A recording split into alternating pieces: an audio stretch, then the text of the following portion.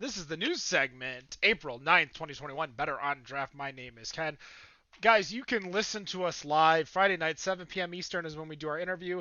Roughly anywhere between 5 to 10 after 8 o'clock if you want to check in on the news or just watch the whole thing all at once. We appreciate you listening. We appreciate you joining us. Of course, follow us on all of our social medias, Better on Draft on Instagram, Twitter, and Facebook. Find out what we're drinking, which I'm going to ask you guys, what are you drinking, Rob? So I cracked open an old can of Autonomous Collective from Batch that's been sitting in the basement for I don't know how long. I've been trying to get through some of this old stuff and came across this. So that's what's open. Wendy, what about you? So I just opened a can of the Aries Imperial Stout. I believe Mm, it's Ferndale Project, part of yeah. their Zodiac series. I'm pretty excited to try it. Chocolate and cinnamon. I don't know. I don't have my glasses on. That's horrible. I think that one turned out okay. So I had a bottle of Mean Old Tom from Maine Beer Co., but it got a little too warm. It was sitting out too long during that first segment. I only drank my Jolly Pumpkin, so I'm gonna crack open. Now this is an old bottle or can I should say of Axel Red. Uh, they're How not. old is it? They're it's at least 5 years old. Um, Seeing as this was brewed in Royal Oak, uh, and in a 16-ounce can. So yeah, so it is what it is. I bought it so nobody else had to drink it, but as I remember telling the folks over at Wax Wings, I'm not a quitter. When I get a beer, I drink it. Um, so that is just where we are right now. So I'm gonna hit this little button and it's gonna do a jingle. Here is Robert with the beer news.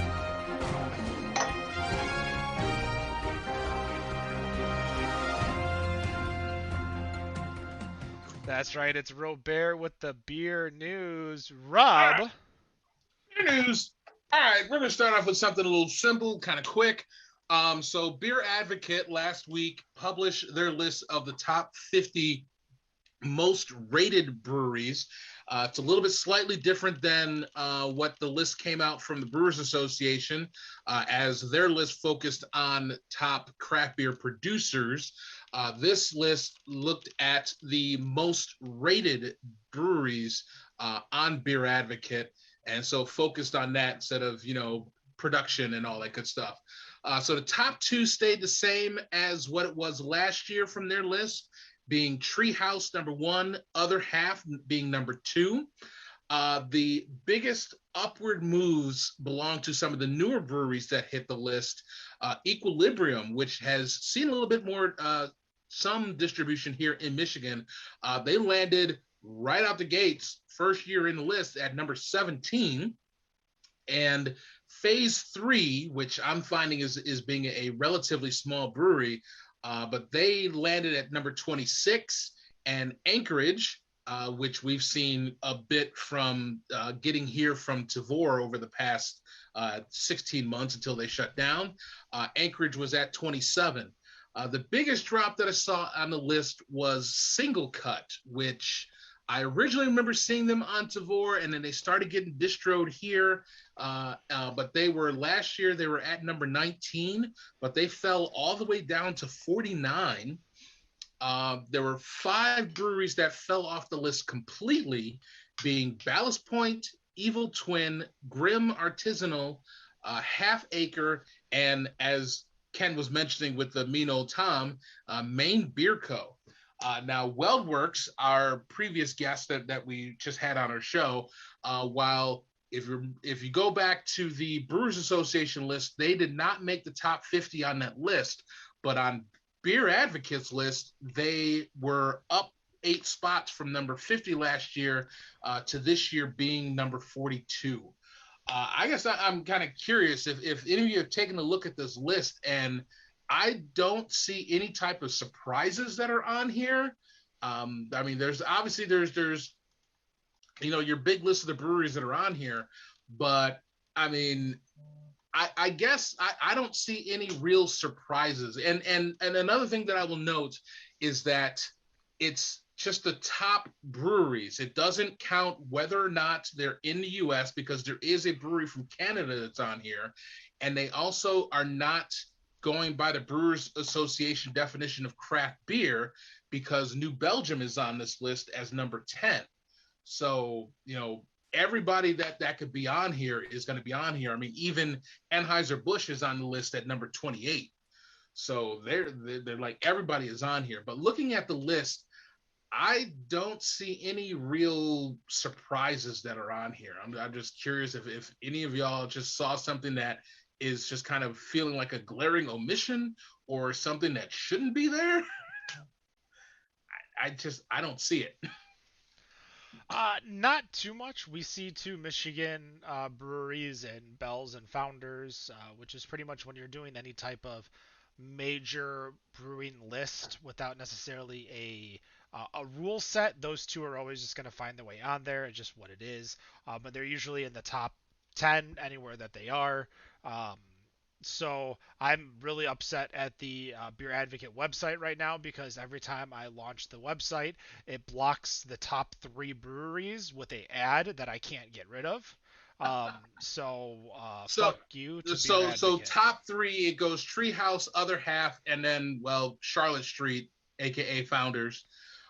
Sierra Nevada 4, Trillium 5, Bell 6, Toppling Goliath 7, Stone, which actually I think maybe that's a little bit of a surprise, but Stone is 8, Goose Island at 9, and New Belgium at 10. So Goose Island is the only one in the top 10 that moved into the top 10 this year. They were previously number 12 last year. And these are all obviously with Anheuser-Busch and Goose Island in here. People are, um, rating them as two separate entities. And if you look at what Beer Advocate, like a lot of people still rate Budweiser, Bud Light, Bud Ice, whatever beers they are, because some people feel like the need to do it, or some people want to do it because maybe whatever it is. Beer Advocate, though, as a website, I'm gonna be frank, is really outdated. Um, it's got if I want to go to a website, honestly, if I want to go to a website that gives me a good rating for a beer, I will go to Beer Advocate, but that's because places like Untapped are a cesspool. Um, Damn. and I don't trust Untapped ratings. Like it's just you could throw a beer in front of me and it's going to be a 2.5 out of 5 and I'll still try it. It could be one and a Right. half out of 5 and I'll still try it.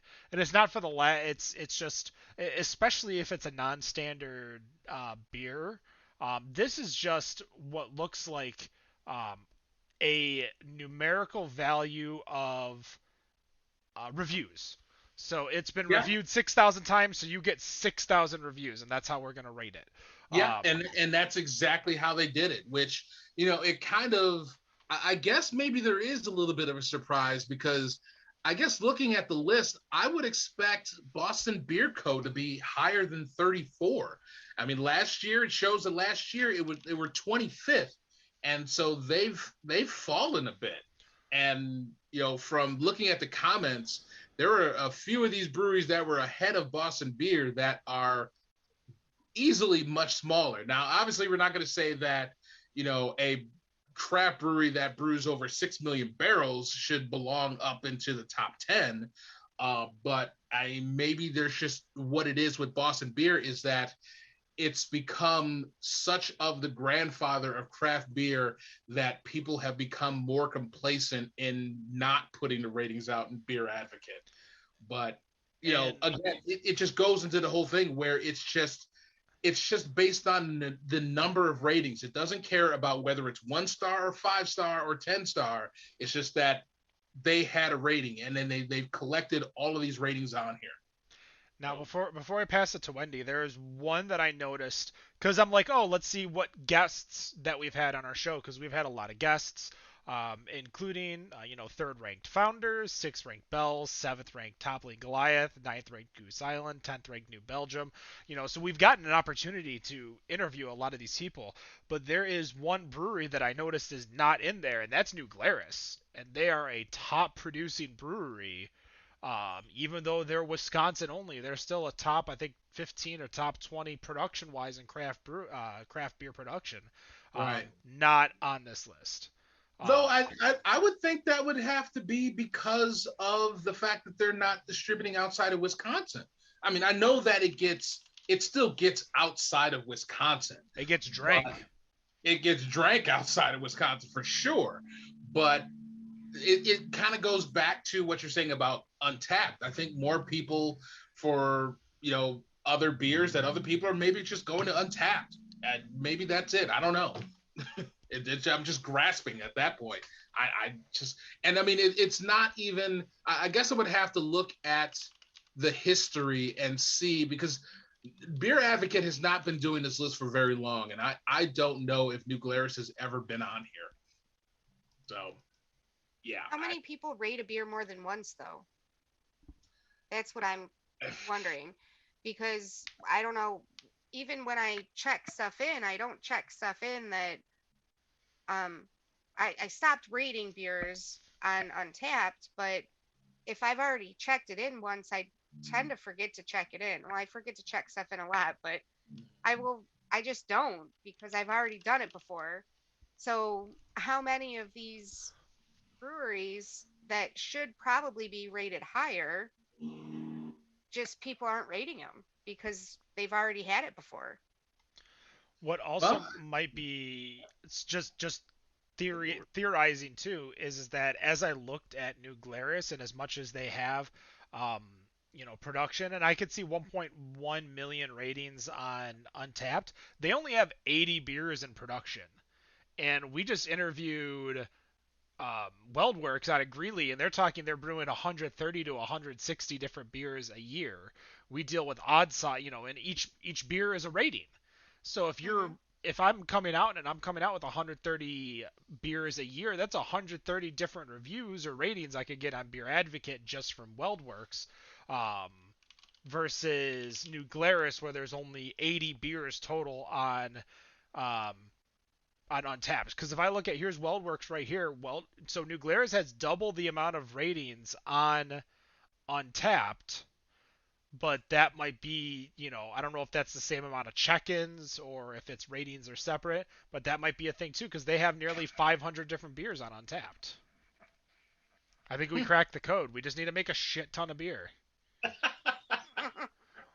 Well, that also begs the question of why we don't see maybe shorts on here or odd side. I was going to say, because like Three Floyds doesn't make a shitload of beer, but they're number 18. So, I mean, and Three Floyds has 357 different beers with 2.2 million ratings on Untapped. Well, then my ass is behind. Shit.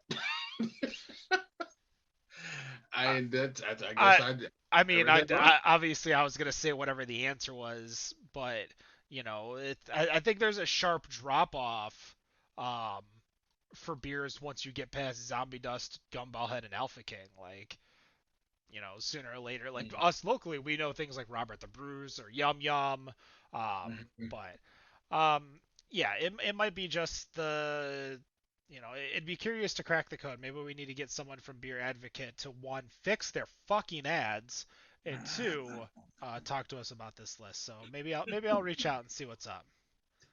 As long as they haven't listened to this episode yet. Yeah, exactly. Give us some.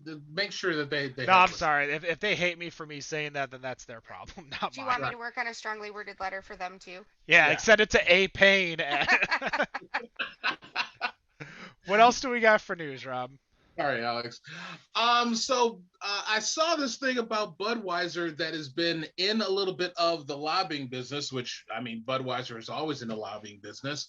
But this time they're looking to become the official beer of Utah. So much so that Utah has now become the first state to have its own specially designed beer bottle label from Budweiser. The label apparently is going to be carrying some local, I guess you could say, swear words in air quotes, with phrases like holy shiz and frick yeah, because apparently they don't do a lot of swearing in Utah, which I guess means that they're probably not watching any of our episodes at all. But in conjunction, Budweiser is launching a sweepstake called Swear, Sip, and Ski, which is going to include a helicopter ride to the top of a mountain for a winner and their friend to swear their hearts out in a judgment-free zone. I had a layover in Salt Lake City. I was not aware that there was really this swearing issue that was out there. I got to figure this one out. But I tried to do some digging, and obviously there isn't an official list of state beers. So I have to just imagine it's just not there. There are obviously state beverages, and there's only two states that I saw that their official beverage was a whiskey, being Alabama and Virginia. Now, if you go by Thrill List June 2020 list of best beers in each state, Michigan would have basically its toss-up between Bell's Two Hearted, Dark Horse's Bourbon Barrel Aged Plead the Fifth, or Jolly Pumpkin's Orzo de Calabaza. I guess I'm curious from both of you, us obviously being in Michigan, what would be for you your state beer? Oh, I mean, I don't like it, but Two Hearted. Like, if you want to encompass what Michigan craft beer is, I think most people would say Two Hearted, and nobody would bat it. Like, that just would be it. Um, but like, I need another year or two on Roke owned Adam Lambert ran Dark Horse before I hop back on that train. But Oro de Calabaza is such a solid beer. I think a lot of people don't get Jolly Pumpkin, like the hype, because I think we kind of talked about it with Weldworks earlier in the episode, how there wasn't, that's a sticker shock. Like a lot of people won't go to that beer because of the price. You don't want to try that beer, and unless you get it like at my Kroger, getting a 6-pack of Calabaza Blanca for $9, or $10, like not everyone can run into that. I think that's the big problem. But if you want to talk about a beer that is price point right, and represents the state, it's Two Hearted easy. Here. Wendy? So I'm going to agree with that because no matter what state I have been to, I can find Bell's Two Hearted on tap. So I think that they're doing a fantastic job of representing us. People love it. I wish, and this is going to be a big shocker to you guys, but I wish that it was Final Absolution. Though I don't think some other states, especially Utah, would be able to handle Final Absolution. And one thing that I think that we aren't looking at is M43. That's a huge beer in this state. People love it. I think that Rob, But- hold out of the on. state like it. You ready, Rob? Because I'm gonna say a statement, and then you can say with what you say. But Okay. because I agree with probably what you're feeling, because M43 did not exist until after this show started. It feels so fresh, no pun intended, and new in our heads that we don't see it as a staple, even though it is. We don't, because we feel like maybe necessarily it hasn't earned its stripes, even though it has, because it's such a baby of a beer in comparison to Final Absolution, to Plead the Fifth, to Oro de Calabaza. Like, we have such this, like, and I had this conversation with Mark Logus over at Old Nation when he was over at Old Nation, and that was the thing, is they were talking. I was talking about flagships, and in my head, M43 is not a flagship because it's a hazy IPA. But after talking with Mark, it made perfect sense because it is their flagship. It's available year round. It's their number one seller, and it's what people get introduced to it. So while like that's, I'll let you speak. I talk a lot. All right. Well, I mean, I just am not completely sold on the Two Hearted. I know that it's all over the place. It's been in Zymergy where it's been the number one. I kind of even think to shout out to my friend Mike out in up in the in Ironwood, where he's talked about how Two Hearted seems a little bit more watered down the further south that you go. But I guess the one thing that I, it for me, I don't think it needs to be something that is going to be just like this every around the state staple. I guess what I want the state beer to be is fucking Motor City Works Ghetto Blaster. That should be for me. That should be the state beer. It's like it's Michigan. We're a little bitter, but we're still pretty damn cool. So Ghetto Blaster for me is gonna be the hit. You got to go watch Guns Akimbo, and you can see it on a giant stage movie. That and Nut Bandit was on the is what he's drinking. I mean I agree. I think Ghetto Blaster is a great beer. I think Ghetto Blaster along with like say Rochester Red.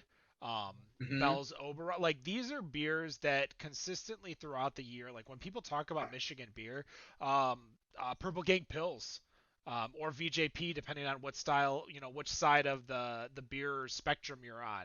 Right. People, they can shit on Atwater all they want, those beers sell. For a while, people might have thought Badass out of Michigan Beer Co. / they had their own brewery / Atwater / Brew Detroit. There's a lot of beers that can be considered the Michigan state beer, but I'd be hard pressed for you to come up with a good argument that it isn't Two Hearted. Yeah, I know. I mean, I'll accept them and I'll agree that some of these amazing beers are out there, but right. It's just I don't know. I just wishful thinking. But who knows? It just seems like with Budweiser just trying to make this pull right now that suddenly I feel like there's going to be this point where states are actually going to do something where they actually have an official state beer. And I'm not sure how that little fight is going to go. It's going to be minor, but if it happens, it's going to be interesting to see breweries try to fight to become the state beer. So that'd be kind of cool. But one more at that point, it's going to be who has the most money, and right now it's your least favorite brewery that does. Yes, yeah, I know. For it's, I guess. I don't know. I think those could kick their ass. Not money wise. Not money wise. But popularity wise. Oh, I for sure. I mean, they're those two are right up there neck and neck. But when you have Bell's, owned by Larry, and you have Founders owned by Mahu San Miguel, and they're just like, hey, we need a few extra $1,000. I mean, that's why a lot of people were like, when we're in comparison, like Founders to Bell's is the same reason why it's Little Caesars Pizzerina and not any other organization, or it's Goose Island's tap room or tap house or whatever there, and not Bell's or Founders. Like it's right. It's a game of money, and we don't have any. Right, and shout out to Tito real quick because he said you've never had a Ghetto Blaster until you've had Ghetto Blaster at the Old Miami. Oh. And I guess for those who are not in the area. If there is a bar that is in Midtown Detroit, I think it actually was on the show Detroiters, is the Old Miami is this bar that's just in that area that is it is like if you want to go to a dive bar, this is the place to go, especially on bike night. Definitely go there for bike night. It's the only place I've ever had a bartender buy me a beer because she forgot about me 3 different times. I went up there, ordered. I'm pretty sure I was either ordering Ghetto Blaster or Guinness. And sure enough, she took my order, forgot about me. Oh, crap, I'm sorry. Took my order, forgot about me again. And she's like, I haven't served you yet, have I? And I'm like, no. And she goes, here, it's on me. I mean, I tipped her the cost of the beer, so. Right. All right. One more that we'll go through, which is something that was coming from Sam Adams. But starting on April 12th, Sam Adams is going to be sending beer money to the first 10,000 people who post a photo of their vaccination sticker or Band-Aid to Instagram or Twitter. The post needs to include the hashtag shot for Sam and tag at Sam Adams Beer. Obviously, basically just showing that you have been vaccinated. If you are chosen within those 10,000, you will receive beer money through Cash App. And basically, they're going to send you $7 where you can buy a drink at your favorite bar or restaurant. Now, obviously, Sam Adams is not the first company to be handing out freebies for vaccinations. Obviously, we've seen the articles that have come out from Krispy Kreme about getting a donut for your vaccinations and other places like that. But I'm curious if we're going to start to see promotions like this from local craft breweries. Now, my initial thought is thinking that, with the craft breweries that have had to obviously deal with the pandemic, that they've had to go through shutdowns, that they've had to lay off staff, hell, I just started going back to Eastern Market Brewing and hosting trivia this past Wednesday, and they have to start bringing more staff in to venues where we can actually host, that they have to get back up to where they were to be able to handle everybody that's coming in. But it originally thought that with all of these cutbacks that places like that and other little breweries and bars are not going to be able to do anything like that, because they've come through a place where they haven't been making a whole lot of money this past year. And now we're obviously, for those of us who are in Michigan, we're now under the recommendation that we basically stop indoor dining for the next 2 weeks. And again, that is a recommendation, that is not a mandate that has been passed down. But I'm curious if, considering, if you get people in, the whole thing is like, if you build it, they will come. If you put it for the little guys to be able to offer that one beer when they vaccinate, do you think it will definitely turn around to a point where they could actually make more money in selling more beer, in a state that we're in right now? I'm going to go with no. No. And I'm going to say kudos to the large companies who are offering those types of incentives, because they're doing what they believe they need to do for the community. But I believe that people have decided they're going to get vaccinated or they're not. And I don't think that any incentives are going to make that happen, to be honest. It's kind of like tax day, because there was like the whole incentive of like, you get your tax on tax day, April 15th, or you go to Dunkin' Donuts, get a free coffee, or things like that. It's right. Yeah. I don't see it going any bigger than the bigger companies. So that's kind of where I was. Ken, what do you think about that? So that's kind of where I was. Ken, what do you think about that? I don't think any of the smaller breweries can do it and turn a profit. But in the same sense, let's look at breweries that have, like, you could pull off maybe a buy one get one. Like how Hop Passport, Real Craft, like, it doesn't cost any of these breweries to be in Hop Passport or Real Craft Pass. Maybe that's what we need to make, is the better on draft vaccine brewery craft pass, where you show your vaccine and you get buy one get one free beers. But I mean, obviously these breweries that see like a buy one get one, see the ability to make money off of it. So I think there is a possibility for some, but in the same sense, those Hop Passport, Real Craft Pass, like, those things work when we're not talking about a pandemic where they're, relying on PPP to make money. Um, Well, I don't know. Even during the pandemic, for my birthday last year, I went to Grand Rapids and I used, I don't remember which one it was that I used off the top of my head, but we went to specific breweries based on I ended up, it's actually right here. I got a free Grand Rapids Drink Local bottle opener for hitting 4 breweries that weekend. So, four, you do I that mean, in an hour. right. So, but I mean, we did we did what they asked us to do, and we did it. Just we didn't even know what the gift was. We didn't really care. We just wanted to get out and about, and that was still when we were doing things outside, and there was a lot limited space inside. So I can see how things like that might bring people in, but bringing getting a free beer because of a vaccine, I don't know that I don't know that any of us could afford that, like any of our local businesses.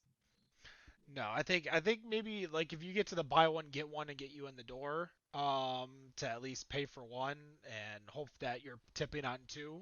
Um, as a having been in the industry for a long time, folks, just because you got a discount doesn't mean you don't tip on the full amount. Just because you got a free beer True doesn't mean story. you don't tip. We had on our very first Better on Draft March Draftness party at Baffin. Like, people got a bunch of free beer. We bought 2 kegs that day, and I'm like, you guys got a tip. Like, get cash out or buy a beer so you can, use a credit card and tip these people who are still serving you. Right. And we still wound up throwing in money, just as we've done with every March Draftness as well as the New England Challenge. Um, because I don't trust people to tip, so I feel like I need to do it.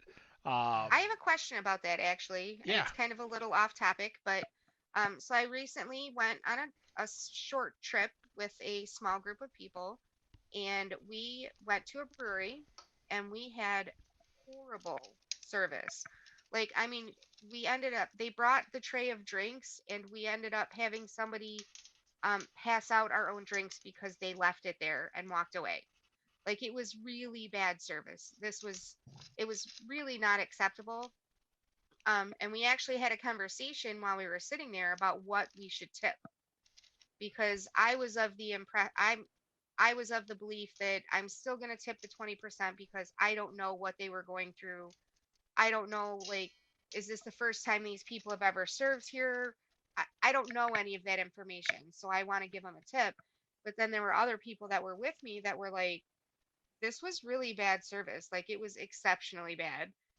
And they didn't feel that we should be tipping that strongly. What do you guys think in a situation like that? What would you do? 20% message them on Facebook after. That's what I Something did. something like that. Like part of me just kind of goes back to something that my family used to do when I was younger, in that if we got bad service, then basically we would just leave a penny on the table and just leave and That just was actually brought up so that they know that you're not forgetting, you're telling them that they got bad service. That is a But whoever your friend is, and I want you to clip this, record it. I want you to tell them that that is literally the worst and meanest thing you could do to a server. You are better off not tipping than tipping a penny, because tipping a penny knows that you should tip for the service and you didn't. And it doesn't matter, like, that was their point though. yeah, and they're a dick for it. So 1000%. I will not take that back. If you are in, we all the three of us work. The three of us have day jobs. Mhm. If we have a bad day, or we have, maybe we're a little short on an email, or something happens and we're just going slower than normal, um, we don't get our pay cut. We don't right. get less money. We don't, but and that's the fault for the way the restaurant industry works, and that's a whole other story. But if you get shitty service, you tip 20%. If you get great service, you could tip more than 20%, but you tip 20%. If you get something for free, you still tip on what you would pay. So if you got in Yep. Michigan a $5, we'll say a $10, a free drink that would have cost $10, you're gonna tip 6% on that. Like, that's, you just have to do that no matter what. Like, that's just, you don't have to, but that's what You should. you should. Period. You get something for free, you tip. You should tip more, especially if you got it for Oh, free. especially Mhm. when we got it for free. Like I'm always under the impression, if I get something for free, and mind you, working for Toast, so many places I went to after, free food, free drinks, free, everything. I always tipped what the food would be. When we went to Roke, Roke for Dan's the- birthday, or right. not Dan's birthday, the day after, or the day that we went after Roke came in, Roke comped us a $200 bill. Mm-hmm. And props to Roke, but in the same sense, that server was not only serving us but serving the owners of Roke. And he's like, oh shit, they're gonna comp the whole thing, and now I'm stuck. No, bro, you just got a $200 tip. It might We not have took been the the full hell of that 200. guy. We tipped all the Yeah. cash that we had basically. Um, Right. but no, you have shitty service. You tip 20%, and you say something. Either you don't say something to the manager, don't make a scene, because again, you don't know what that person's going through You that don't day. know what they're going through. You just throw a Facebook message. Hey, my name is Wendy. I was there at this time. Here's my check number. My server's name was, we'll say, Nick, because Nick's not here to defend himself. And he came up short on service. Um, like, those are the Oh, types of things to where then the manager can go and be like, hey, do you remember this table? Or, hey, uh, maybe they were first day and they didn't know they were supposed to hand out drinks. Maybe they thought they were just supposed to leave the drinks at the table because of social distancing. You don't want them to double touch the glasses. You know, Well, I brought up the fact that he did not act like a seasoned server. Maybe he wasn't somebody who normally served. Maybe they had more people there because there was other stuff going on around. We don't know that. it's And just you can right. never know what's going on around you. You might think you see it, but most of the time you don't actually know what's going on. So you have to be cognizant of the fact that these people are working their asses off whether or not you're getting good service that time. Right. And I just saw the hitting in the comment Aaron, who actually is my sister, that she was tipped a frowny face on I guess on the bill, which that between that and a penny, that that is I feel like, just like what Ken is saying, is that is just like the absolute dick move. So you don't know what these people are going through. Tip something, comment on Facebook. You never know. You might, you put your comment out there. They might say, oh, sorry for everything that happened. Come on in. The next meal's on me. If you enjoyed being there and at least having the food, then you're probably going to go back regardless of the service anyway. that's So, that's the thing too. Is it's not necessarily expect something for free or expect something like a comp or anything like that. But any good business, especially in the hospitality industry, is going to be like, oh my God, I'm so sorry. What can we do to make it better for you? And you can explain your situation, what happened, how you feel, how it made you feel as a guest. And at that point, they could be like, you know what, you're 100% right. We'll talk to the person. Because you're not getting that person. If you're getting that person in trouble, that means they're a shitty server and they're going to get shit canned in the next, foreseeable future. That's just what it is. You're But not the only person complaining. yeah, you're not the only person complaining. It's your right to, complain, but if you make a scene, that person's having a shitty day. They might quit on site, and now you just screwed that restaurant out of a server for the rest of the night, until they can call someone in. Like, there's a lot of God, I get heated about this. I could probably do an entire podcast just about tipping in the restaurant industry.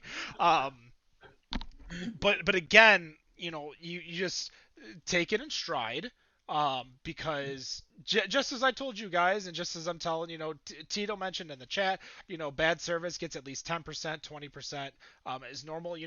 I understand the mentality and I understand the feeling, which is why when I go out and I talk to people and I'm like, hey, I think there are better ways to do it without being cheap. Because you went out knowing you were going to afford that 20%. What does that 10% do for you? You think you're sending a message when sending an actual message could be a better message. right. I mean, Sometimes, especially though, I being don't in think a people do. yeah, I mean, especially in the time of a pandemic where things start to reopen and they can only have so much capacity. And there are people who are out there who are depending on these tips to fucking survive. I mean, I'm sorry that if, suddenly someone is having a bad day, which apparently you think that you don't have throughout your entire life, that these people can have a bad day while they're working, that you can't tip. So I don't get it. And I've I used to be relatively cheap in my earlier days in my 20s, but I've gotten pretty good at doing the tipping, regardless of what the service is, and because they're out here making tipper wages. I mean, they don't make minimum wage. They sometimes are making, you know, $2.15 an hour plus tips. I mean, I'd be pretty pissed off too throughout the day if I was making $2.15 an hour and had to survive on tips. I'm sorry. Here's I remember back in the day when I was younger and I had absolutely $0. When we would go to go out to eat or whatever and meet friends, people would like look at what their bill was and be like, "This is how much money I have. I'm sorry, I didn't have enough to buy. I don't have enough to tip because I had to buy this salad." And I'm like, "You didn't have enough to buy that salad then." Because if you can't tip on top of it, that's not you're not paying for your actual meal and the service that you got to get it. Right. Yeah. uh, when a server sees a bad tip, they're just gonna think you're a dick. They're not gonna receive the message. They're not gonna think that their service was poor. They're not gonna think anything like that. They're just gonna think you're a dick and move on with your day. Yep. So you giving them a lower tip only serves for them to be pissed off at you and not them. And I've not talked about it too much on the show, but I want you guys to imagine real quick, like I the week that I got divorced back in 2016, I didn't show up to this show that week.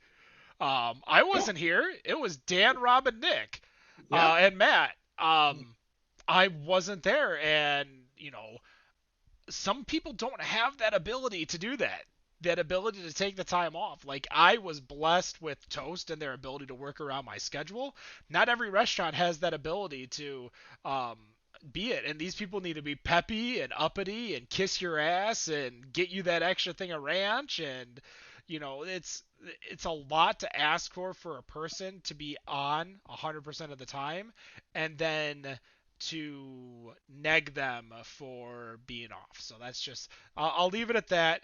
Just understand that you don't know what people are going through. I hope that I've changed somebody's mind to always tip 20%, and then just send a message on Facebook or email them afterwards to explain your experience, because that message will get through. A low tip will not. A Nope. low tip will literally just make you even more upset. If you ever anybody have you guys seen the movie Waiting? Justin Long, Dane Cook, Ryan Reynolds. If this gonna be that kind of party,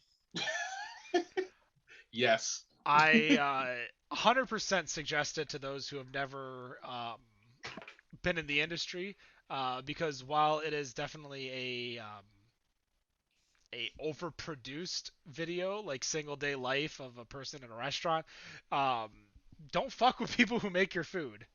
Mm-mm. Right? No. So that's No. going to do it. Better on Draft Podcast. This is the news episode for 4/9/2021. I appreciate you all listening. We're going to do King of the Hill right after, which you can only see on IGTV. It is a one-on-one contest here between Wendy and Rob, testing their music knowledge to see how they're doing. Oh, crap. Didn't you win one of these? I have. Okay. So that's going to do it. Better on Draft Podcast. No matter what you think of your beer, we think it's Better on Draft. Have a good night. Happy No Rules Day.